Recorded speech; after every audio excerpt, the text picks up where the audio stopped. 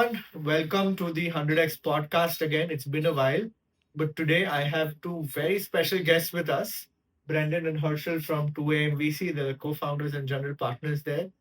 And I'm super excited to host you guys. You've been the biggest champions of India in the world. I mean, not just in the States. I'm sure all of our viewers have seen their posts celebrating Indian founders, Indian Gen Z founders on LinkedIn every single day. And not just celebrating, but investing in them. So, such a privilege having you guys here today. We're going to talk a little bit about the India story and how you're thinking about India and what role the world and like you guys from outside of India can play in the story.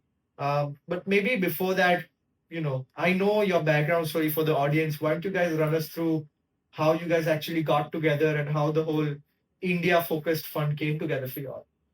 Brandon, why don't you take this? You told the story well. Yeah, for sure. Thank you so much for having us. Been a huge fan of 100x since day one. So Herschel and I, we met in late 2019. We met via LinkedIn. We had a mutual founder friend. So LinkedIn's basically at the core of everything you do at 2M, right? Everything. It's from the very beginning. LinkedIn, I owe my professional career to LinkedIn for sure. We got a text read off me. Thank you for creating Yes. it. But anyway, sorry, I've continue. actually met Reid Hoffman twice. Really? Yes. Okay, we'll get to that story later, Yes. but No, I met Herschel on LinkedIn, and at that time in my career, I was looking to build my network. So Herschel was one of those individuals that I met for coffee randomly, and during that coffee meeting, I instantly felt connected to Herschel and his energy. Felt like I knew him in a past life. And during that conversation, he told me about his success investing in the U.S. and in India, and also told me about his cousin Sanjay Mehta, which was a two-time exited founder and super angel, and now founding partner of 100x.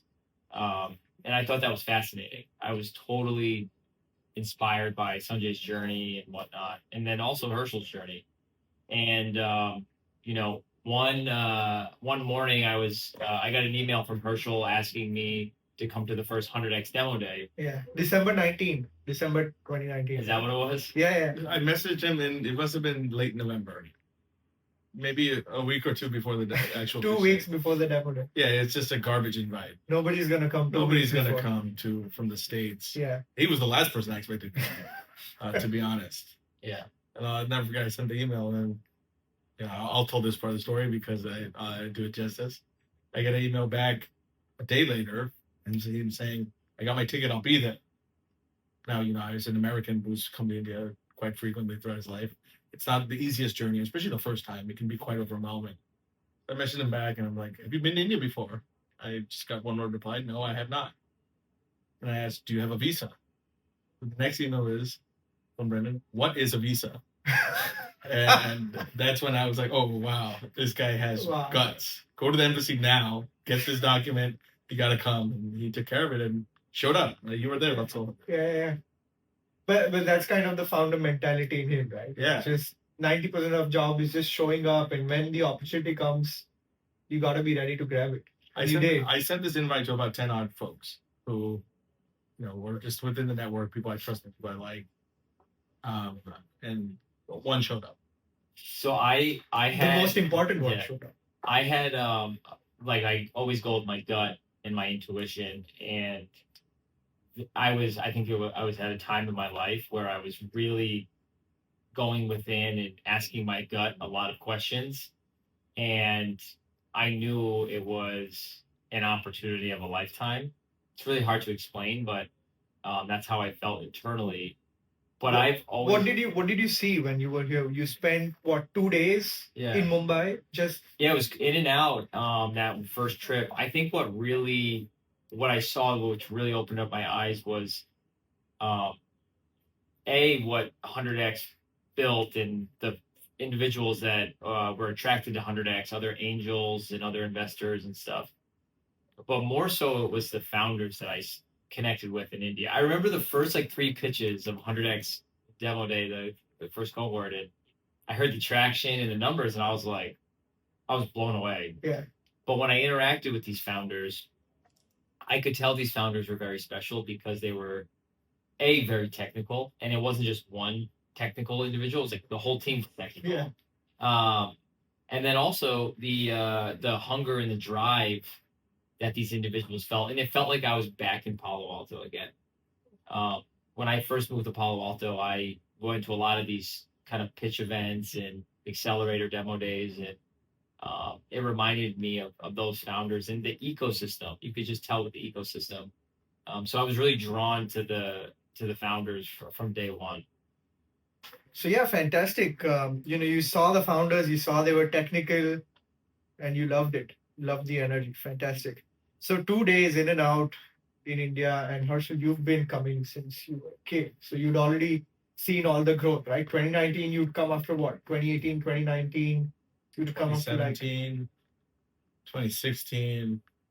At that point, I had been coming to India every year.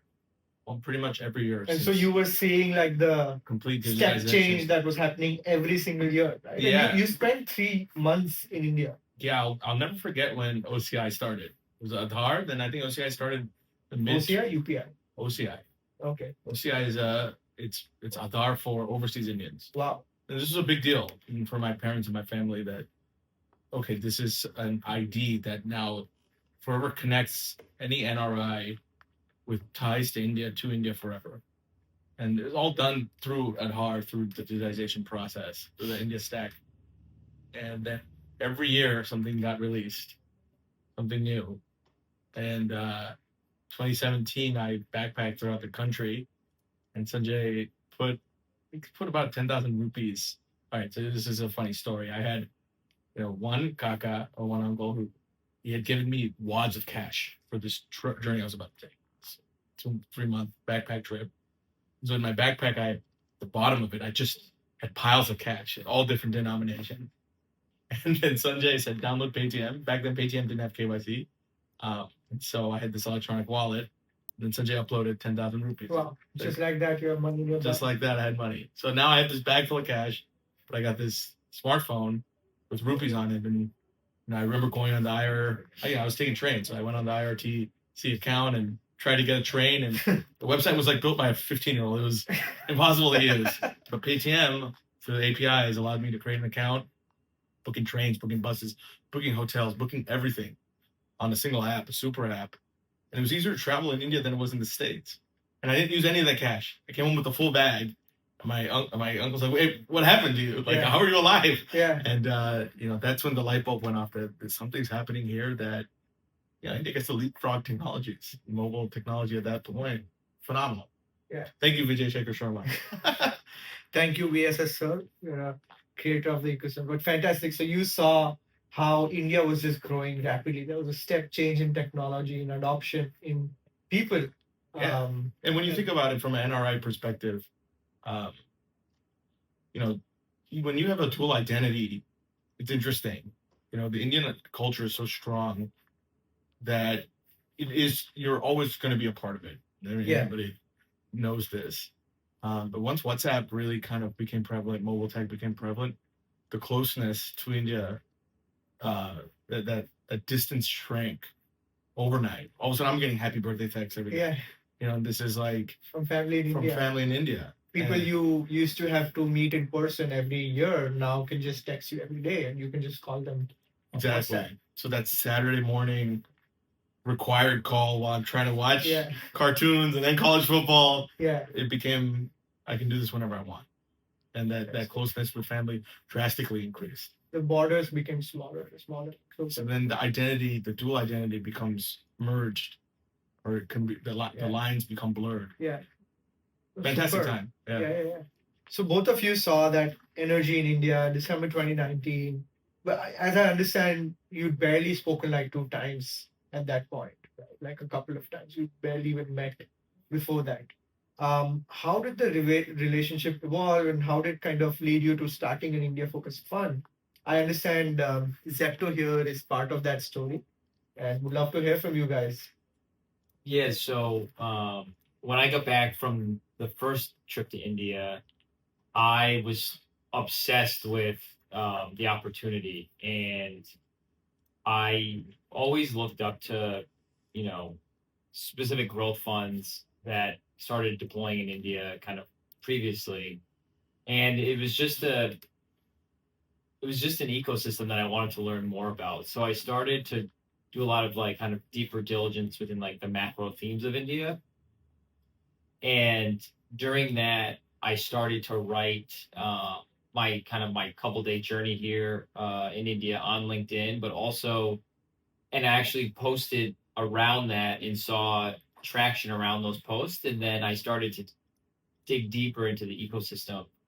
And that's when I started kind of writing more content around India and how there is a massive opportunity and, specific sectors, specific macro trends, even micro trends that are really, kind of allowing this country to grow. And during that time, I started getting a lot of inbound deal flow from founders, Indian founders that were looking to raise capital from angels. And a couple of the deals were very exclusive deals. And at that time, I was sharing that deal flow with people that I thought could provide value to the founders and also, write a check. And Herschel was one of those individuals. So I sent him a few Indian deals that I received, and he was impressed with my deal flow.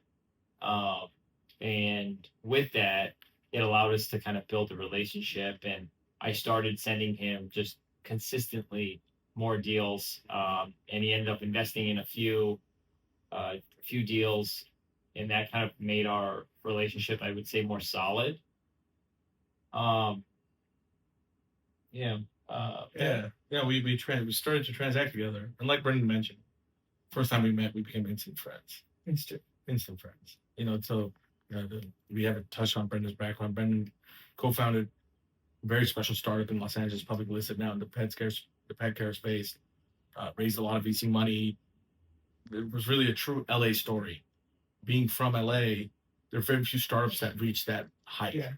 And he's a two-time exited founder, by the way. His first company got acquired by Interactive Corp, I think. And the second one's gone public. So it's pretty cool how many founders have seen that journey. Exactly. And, when you're an angel investor, you work with founders. Yeah. Brendan's a founder, to a high-level founder. And founders think differently than just investors or operators.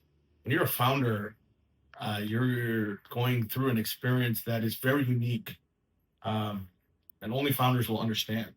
And hence, his deal flow was very good. To be honest, I would say probably 50% of deals he sent me, I invested in. I was very impressed. Yeah. And he did it smartly. He would send me a deal and say, "Hey, this is interesting.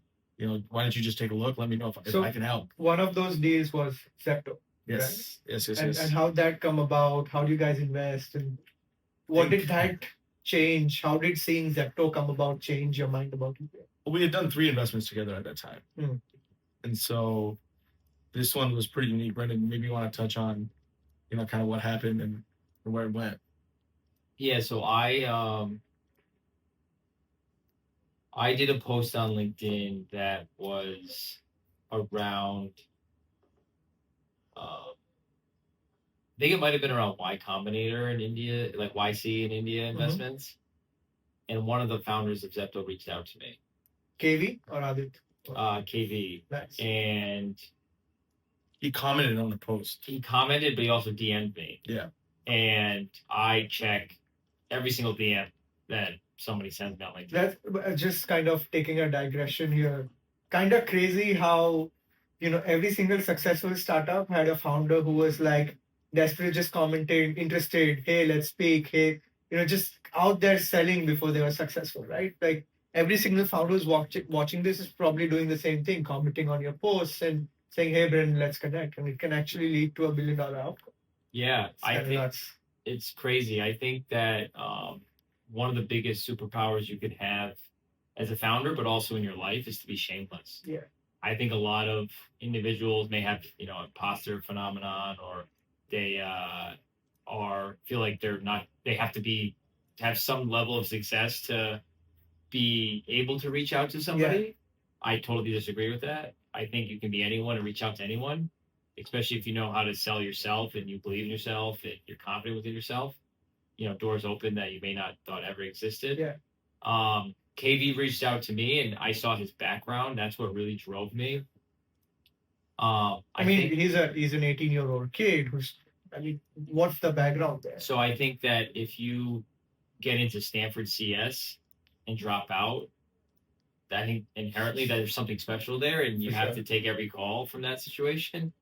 Um, and yeah, so that's how the Zepto thing came about, and we're able to build a relationship with those founders, and Herschel was able to provide a ton of value to them early in their early days, uh, and invest, and that really I think molded our relationship, and that also gave me the internal confidence that I know what founders in India like, just even just pure by background, like how to source and like what to look for and stuff like that, uh, from an Indian lens, and I think that our relationship, but yeah, like really kind of became solid from that, and that led to you know going down a path of let's invest in India, but like we don't know what that looks like, but let's give this a shot. And we played around with different kind of theses and concepts and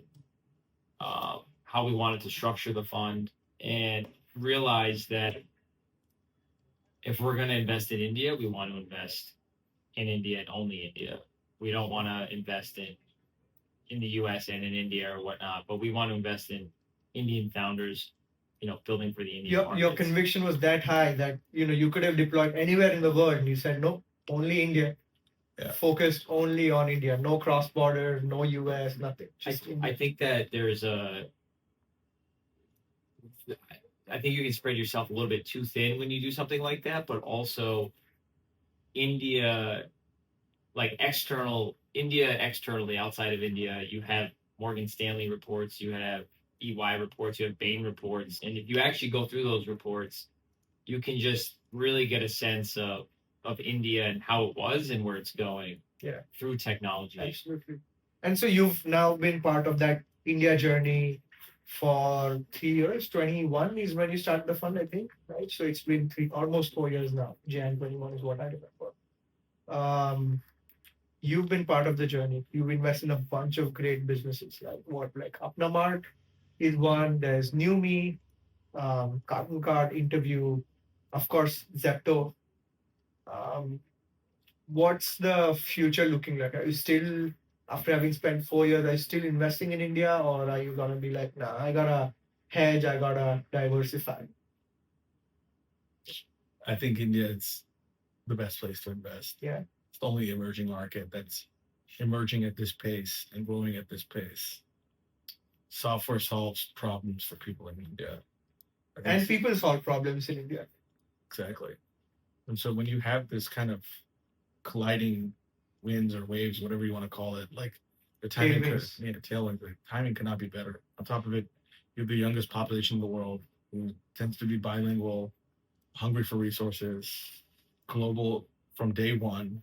You have a NRI global diaspora who isn't as far removed from their home country.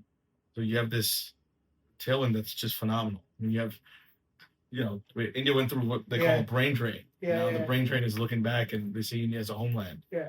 And that could not happen without the internet. Yeah. And And so, they've not lost their connection with the nation, so they still feel like they gotta contribute somewhere. right. Writing You can't to lose checks, India. start funds, it doesn't mean. This place is, it's too sticky. You can't you can remove an Indian from India, but you cannot remove India from an Indian. But the thought process within like Gen Z Indians is drastically different than maybe their parents when they were younger. And an example of that is around like credit, where you have historically, debt was not something that anybody wanted to even have in their lives. Yeah, but now, It's a bad word. right, it's a very bad word historically. But now, Gen Zers in India are getting credit cards, they're taking on some debt, so the thinking is completely different. They're much more smarter about their finances and they're consumption focused. Right. And they're willing to take that risk of taking on credit, but using it to grow their business, grow their lifestyles. And instead of price consciousness, value consciousness. Yeah. Is what we're seeing. Convenience consciousness, time consciousness.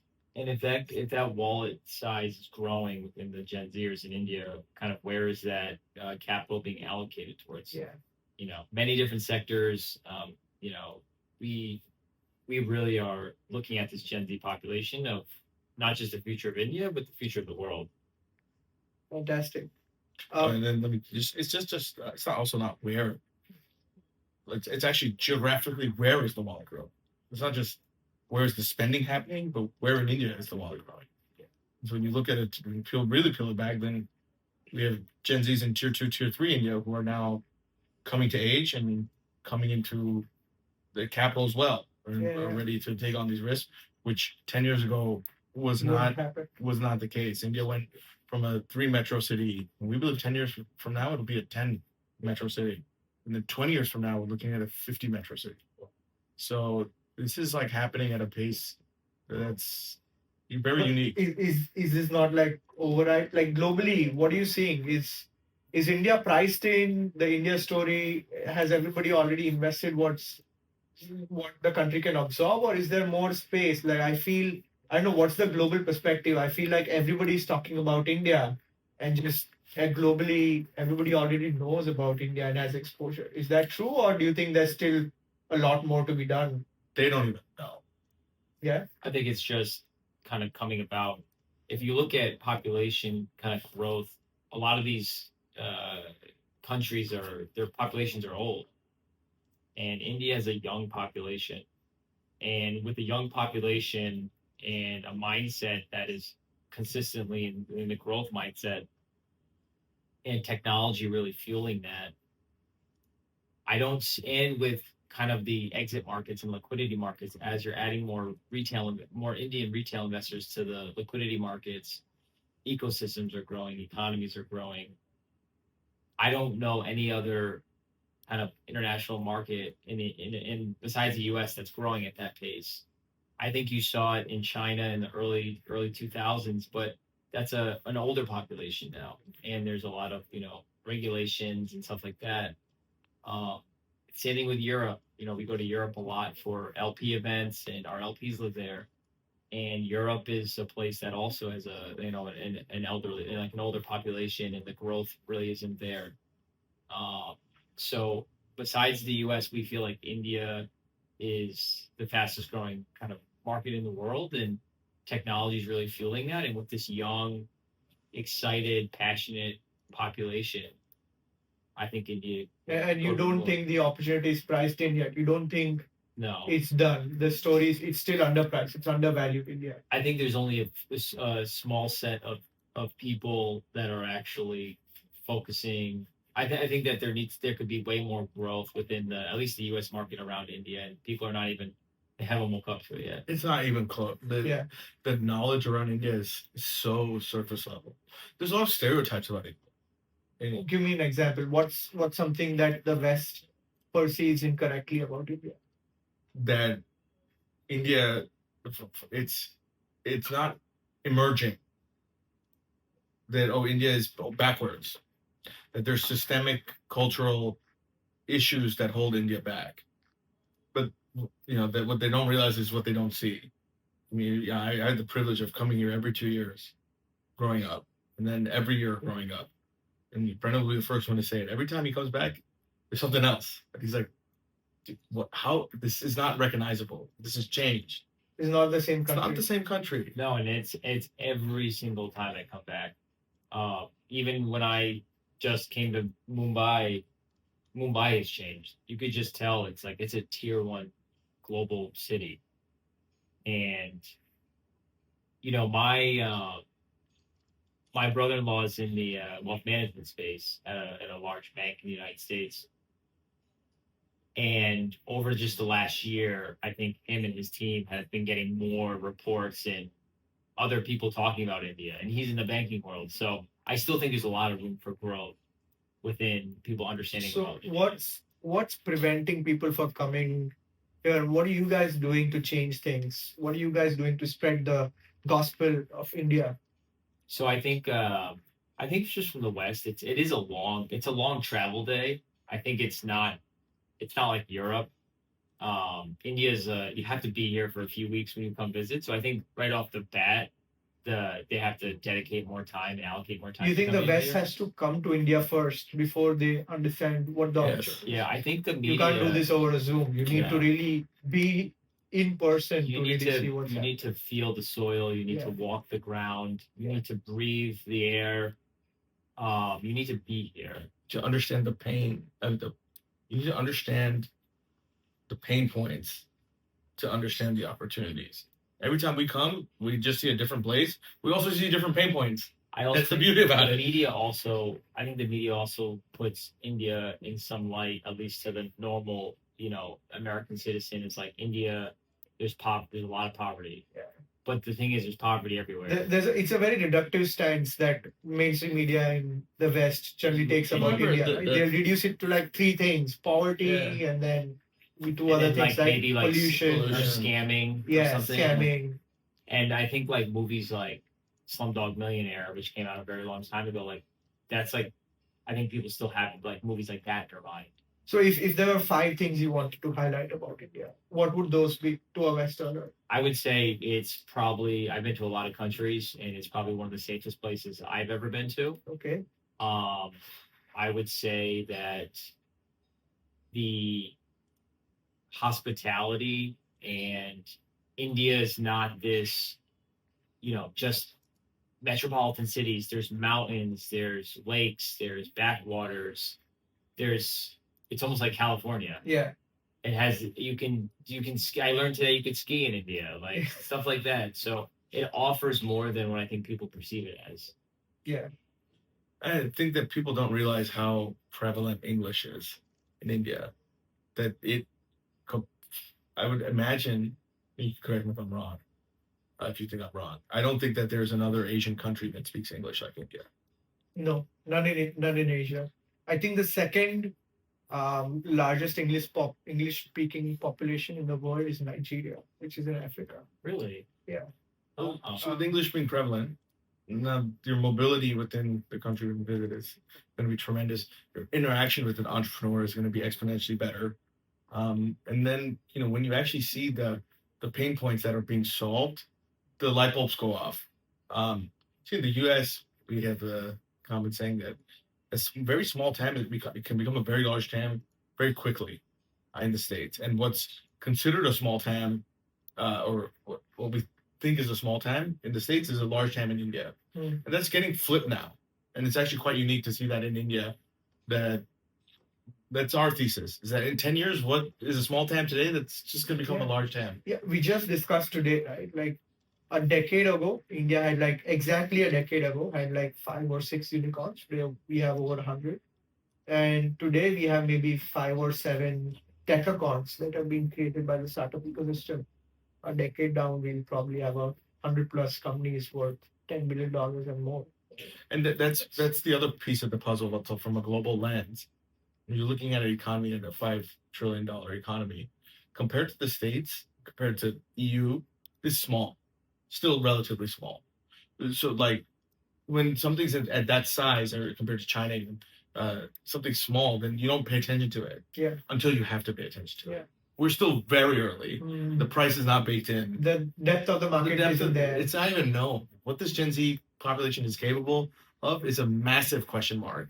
But it can only go one way. BlackRock hasn't yet launched an India ETF or an India product, but they will someday when they realize how deep the market is and that it can consume billions and billions of dollars. Yeah, it's like they did their Bitcoin ETF at $60.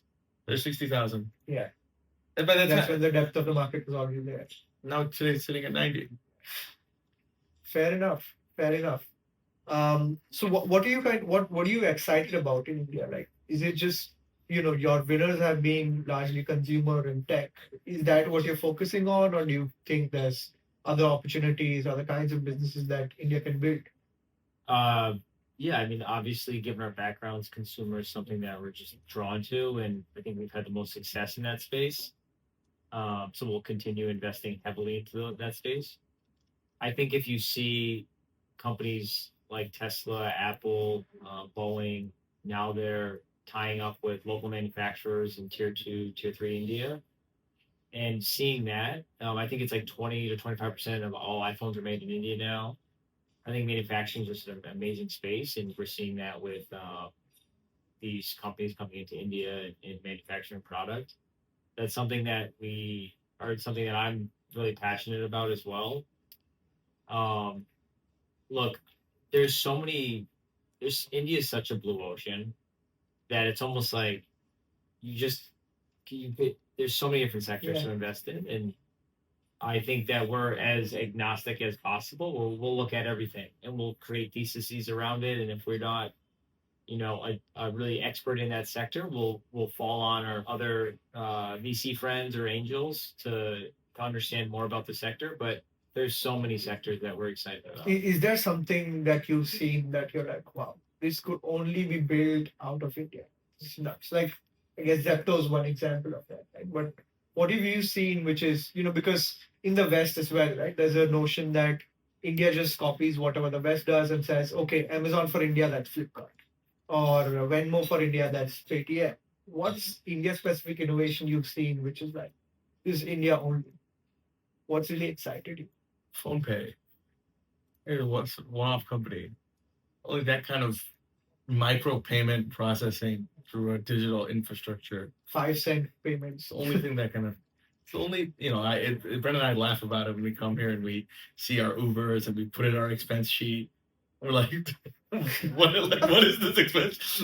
The flight here is worth 2 weeks of the expense sheet, and it's a bunch of these microtransactions. And when you actually think about what UPI is, that getting done, that money moving at the pace it's moving, it's phenomenal. I think it's also the amount of people that are here allows growth to happen at a quicker rate. And I think that you can have individuals like do all different types of jobs.